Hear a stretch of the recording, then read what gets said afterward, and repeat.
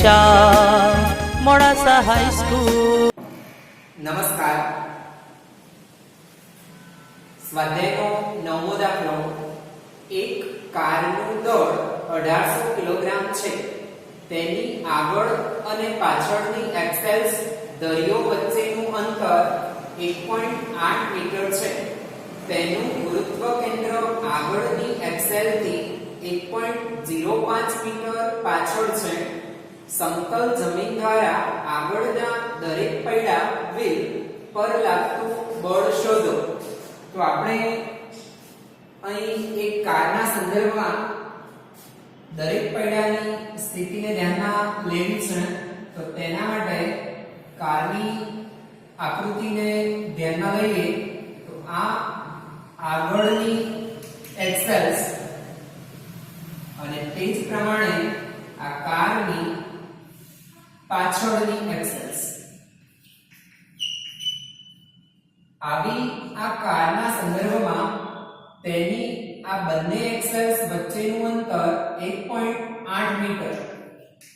તો કુલ અંતર 1.8 મીટર છે. તેનું ગુરુત્વ કેન્દ્ર સેન્ટર ઓફ ગ્રેવિટેશન અથવા દ્રવ્યમાન કેન્દ્ર CM એ આગળની એક્સેલ થી 1.05 મીટર અંતરે છે. તેથી પાછળની એક્સેલ થી અંતર 0.75 મીટર થાય. તો આપણે આ સ્થિતિમાં કારનું કુલ દળ જાણીએ છીએ.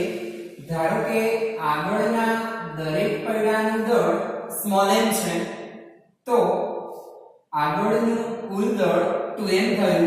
માટે પાછળનું કુલ દળ 1800 - 2m. તેથી દરેક પૈડાનું દળ 900 - m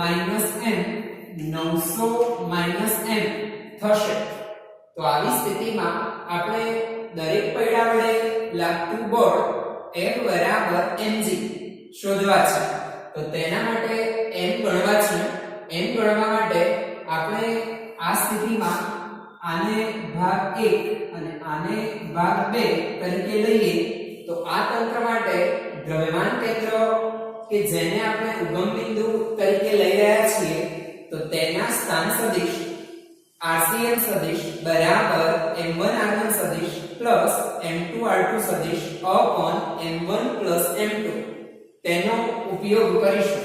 તો આવી આ અનુરૂપ સ્થિતિ માટે આપણે સૌપ્રથમ ધારો કે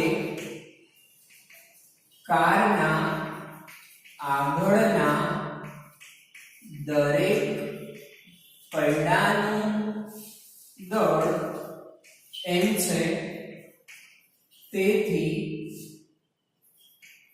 આગળનું કુલ દળ 2m થાય. તેથી પાછળનું કુલ દળ 1800 - 2m મળે. તેથી પાછળના દરેક પૈડાનું દળ 900 - m મળે. આપણી આ સ્થિતિમાં આકૃતિ મુજબ આગળની એક્સેલનું ગુરુત્વ કેન્દ્રથી અંતર d1 બરાબર 1.05 મીટર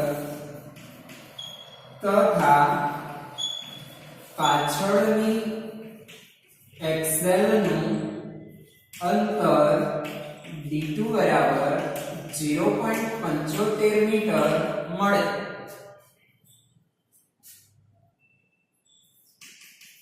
કાર માટે દ્રવ્યમાન કેન્દ્ર અથવા ગુરુત્વ કેન્દ્ર ને ઉગમ બિંદુ તરીકે લેતા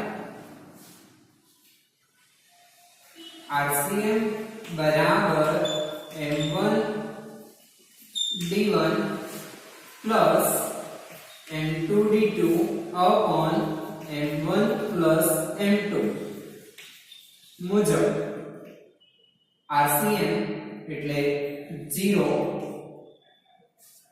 m1 એટલે આગળના ભાગનું કુલ દળ 12 અને d1 એટલે અંતર 8.05 પ્લસ m2 એટલે પાછળનું કુલ દળ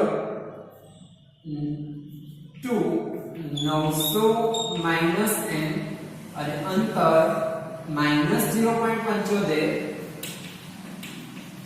મીટર ભાગ્યા કારનું કુલ દળ એટલે 1800 માટે 1800 અહીં આવે 0 થાય અહીંથી 2 ને કોમન લઈએ તે પણ 0 થાય તો 8.05 m બરાબર 900 ઓછા m ગુણ્યા 0.75 માટે 0.75 નીચે આવે તો 1.05 ભાગ્યા 0.75 1.4 બરાબર 900 માઈનસ m માટે m અહીંયા આવે તો 1.4m વત્તા 1m એટલે 2.4m m બરાબર 900 ભાગ્યા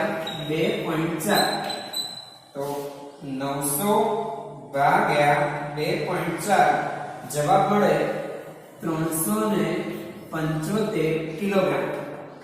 તો આગળના દરેક પૈડાની દળ મળે તેથી કારના આગળના દરેક પૈડા વડે લાગતું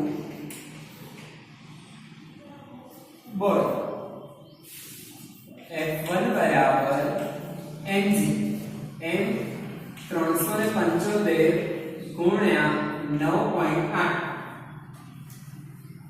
375 ગુણ્યા 9.8 કરતા 3675 ન્યૂટન. તો આગળના દરેક પૈડા દ્વારા જમીન પર 3675 ન્યૂટન બળ લાગે.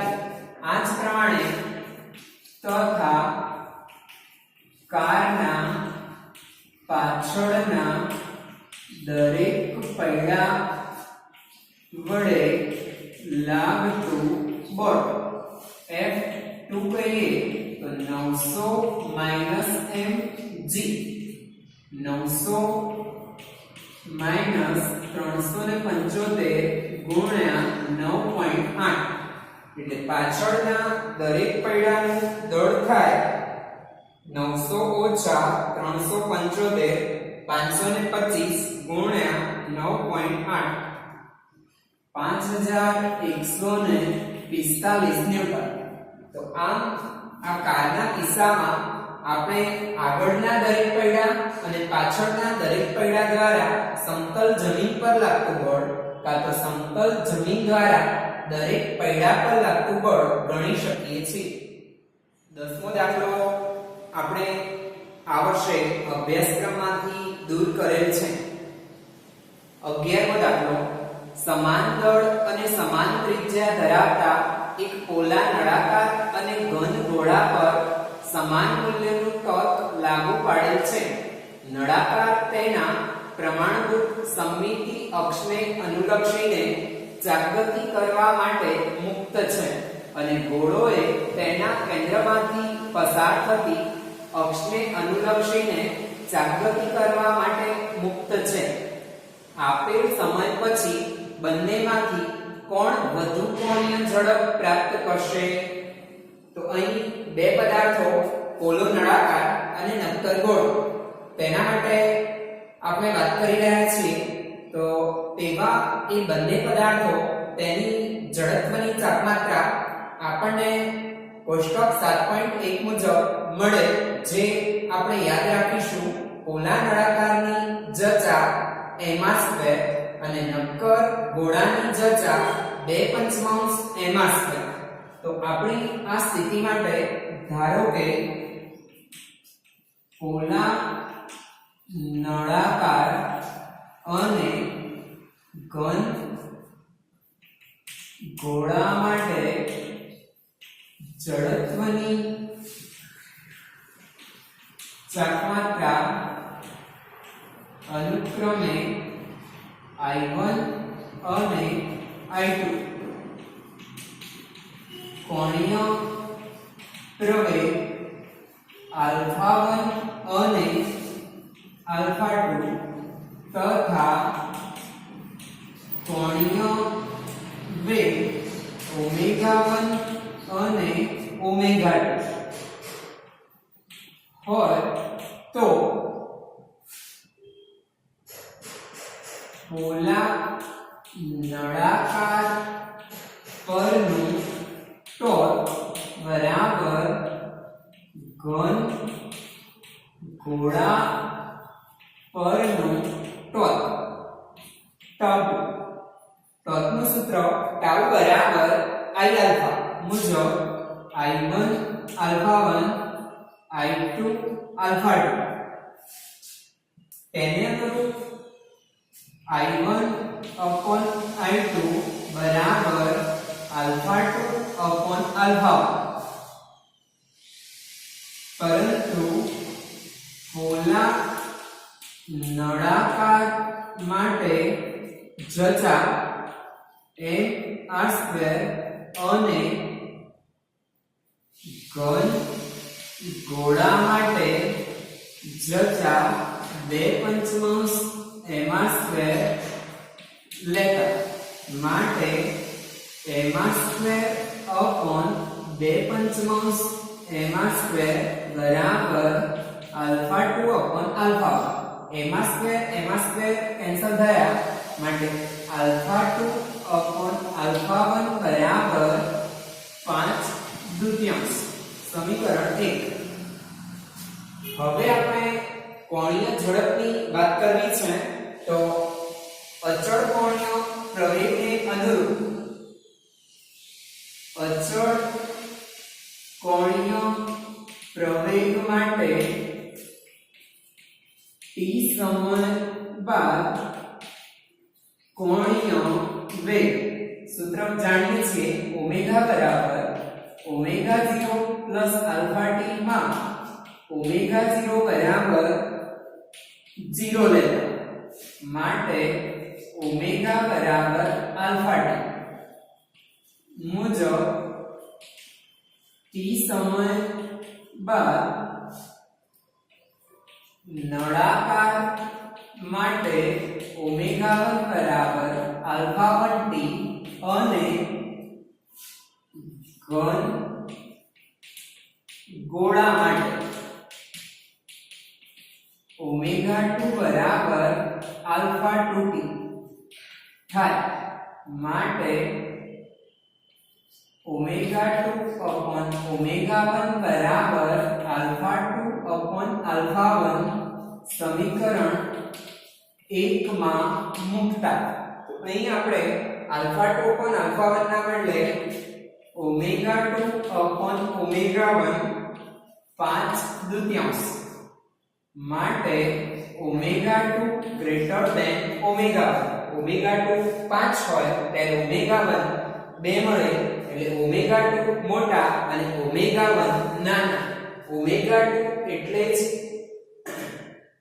ગોળાનો કોણીય વેગ તેથી ઘન ગોળાનો કોણીય વેગ કે ઝડપ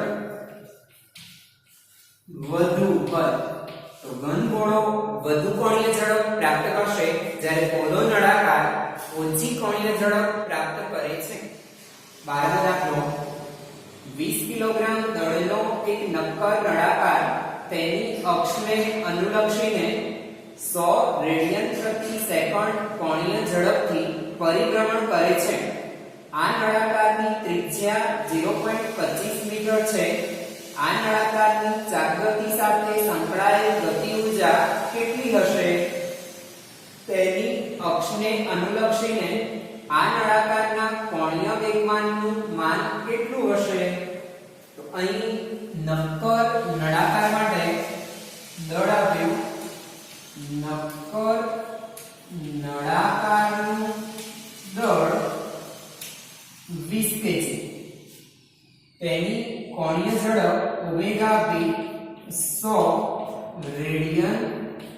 સેકન્ડ. તેની ત્રિજ્યા આપી r 0.25 મીટર. આપણે ચાપગતિ ઉર્જા શોધવી છે, તો રેખીય ગતિ ઉર્જા 1/2 mv², તે જ પ્રકારે ચાપગતિ ઉર્જા 1/2 I ઓમેગા². ઓમેગા જાણીએ છીએ, સૌપ્રથમ I ગણી લઈએ. તો નક્કર નળાકારની જડત્વની ચાપમાત્રા I બરાબર 1/2 mr². પોલા નળાકાર માટે mr² અને નક્કર નળાકાર માટે 1/2 mr². માટે I બરાબર 1/2 m 20 અને r 0.25 નો વર્ગ. આ 10 0.25 નો વર્ગ 0.0625 ગુણ્યા 10 એટલે 0.625 કિલોગ્રામ ઇન્ટુ મીટર સ્ક્વેર. નળાકારની ચાપગતિ ઉર્જા K બરાબર 1/2 I ઓમેગા². 1/2 0.625 અને ઓમેગા 100. તો K બરાબર 100 નો વર્ગ 10000 ગુણ્યા 0.625 એટલે 6250 ભાગ્યા 2 એટલે જવાબ મળે 3125 જૂલ. તો તેની ચાપગતિ ઉર્જા આટલી થશે. બીજું કોણીય વેગમાનનું મૂલ્ય શોધવું છે, તો રેખીય વેગમાન p બરાબર mv, કોણીય વેગમાન l બરાબર I ઓમેગા. નળાકારના કોણીય વેગમાનનું માન l બરાબર I ઓમેગા. I એટલે 0.625 ને ઓમેગા 100, તો 62.5. અહીંયાથી આપણે એનો એકમ કહી શકીએ. જડત્વની ચાપમાત્રા માટે કિલોગ્રામ ઇન્ટુ મીટર સ્ક્વેર અને ઓમેગા માટે રેડિયન પ્રતિ સેકન્ડ એટલે second inverse. Kilogram metre square second inverse તેનો એકમ થશે. 13મો દાખલો. એક બાળક તેના બે હાથ પહોળા કરીને ટર્નટેબલના કેન્દ્ર પર ઊભો છે. ટર્નટેબલે 40 REV પ્રતિ મિનિટની કોણીય ઝડપથી ભ્રમણ કરે છે. જો આ બાળક તેના હાથોને પાછા વાળે અને તેનાથી તે તેની જડત્વની ચાપમાત્રાનું મૂલ્ય ઘટાડીને તે તેની પ્રારંભિક જડત્વની ચાપમાત્રાના મૂલ્યના 2/5 ગણું કરે તો તેની કોણીય ઝડપ કેટલી થશે? ટર્નટેબલ ઘર્ષણ રહિત ફરે છે તેમ ધારો. તો પહેલા ભાગ A ની આપણે વાત કરવી છે. તો આપણી એ સ્થિતિમાં માહિતી આપી છે કે જચા 2/5 ગણી કરે છે. તો બાળક પહેલા પોતાના હાથ ટર્નટેબલ એટલે વર્તુળાકાર ટેબલ તેના કેન્દ્ર પર ઊભો છે, હાથ પહોળા કરીને. ધારો કે બાળકના હાથ પહોળા હોય અને પાછા વળે ત્યારે જડત્વની ચાપમાત્રા અનુક્રમે I1 અને I2 છે. તો I2 બરાબર શરત આપી છે કે જચાનું મૂલ્ય 2/5 ગણું કરે. એટલે પ્રારંભમાં I1 હતી તેમાંથી તેના એક પહોળા હાથ ભેગા કરવાથી જચા 2/5 ગણી થાય છે. સમીકરણ 1. તો આપણે તેની કોણીય ઝડપ શોધવી છે. તથા પ્રારંભમાં કોણીય ઝડપ ઓમેગા 1 અને અંતમાં ઓમેગા 2 હોય તો બાળકની આ સ્થિતિ માટે કોઈ પણ પ્રકારનું બાહ્ય બળ લાગતું નથી, તે તેના હાથને આંતરિક બળના કારણે પહોળાવતા અને ભેગા કરે છે. તો આ સ્થિતિમાં બાહ્ય ટોર્ક શૂન્ય થાય તો કોણીય વેગમાન સંરક્ષણના નિયમનો આપણે ઉપયોગ કરી શકીએ. હોય તો કોણીય વેગમાન સંરક્ષણના નિયમ મુજબ L1 બરાબર L2 પ્રારંભિક કોણીય વેગમાન બરાબર અંતિમ કોણીય વેગમાન L બરાબર I ઓમેગા. તો I1 ઓમેગા 1 બરાબર I2 ઓમેગા 2 માટે અહીં આપણને કોણીય ઝડપ આપી છે. તો પ્રારંભમાં ઓમેગા 1 40 ReV પ્રતિ મિનિટ, પરિભ્રમણ એટલે 2π રેડિયન અને મિનિટમાંથી 60 સેકન્ડ, 3 એટલે જવાબ થાય 4π/3 રેડિયન પ્રતિ સેકન્ડ. માટે I1 ઓમેગા 1 એટલે 4π/3, I2 2/5 I1 omega 2. I1 cancel થાય માટે ઓમેગા 2 બરાબર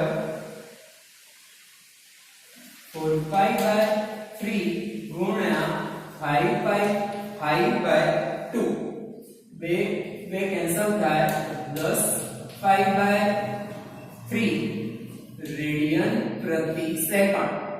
અથવા તેને આપણે ReV પ્રતિ મિનિટમાં નોંધવા હોય તો અહીં 40 હોય એટલે 40 ગુણ્યા 5 ભાગ્યા 2 એટલે જવાબ થાય 100 ReV પ્રતિ મિનિટ.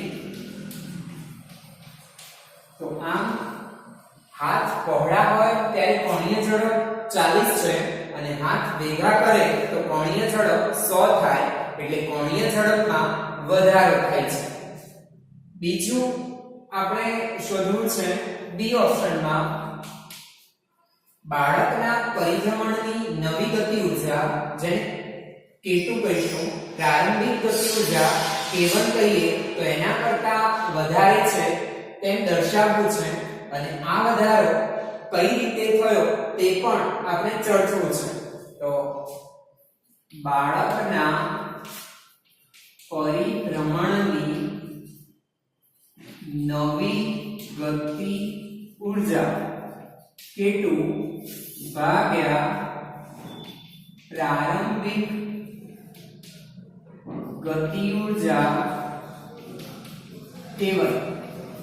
ગતિ ઊર્જાનું સૂત્ર આપણે જાણીએ છીએ K બરાબર K2 નું સૂત્ર થાય 1/2 I2 omega 2 square 1/2 I1 omega 1 square. 1/2 cancel થયા I2 upon I1 તો I2 upon I1 એટલે 2/5 થાય ગુણ્યા omega 2 upon omega 1 whole square. તો ઓમેગા 2 છે આપણા 100 અને ઓમેગા 1 40 નો વર્ગ. અહીં 2 5 5 નો વર્ગ 25/4 25 અહીં 5 આ 2/5 અને આ 25/4 એટલે જવાબ મળે 5/2 માટે K2 બરાબર 2.5 K1. તો અહીં અંતિમ ગતિ ઊર્જા એ પ્રારંભિક કરતા 2.5 ગણી મળે છે.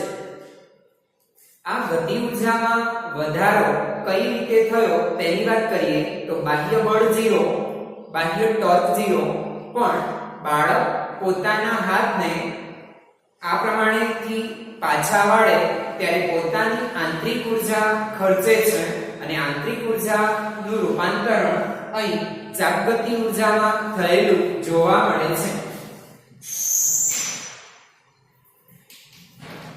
તંત્રની ચાપગતિ ઉર્જામાં થતો આ વધારો બાળકની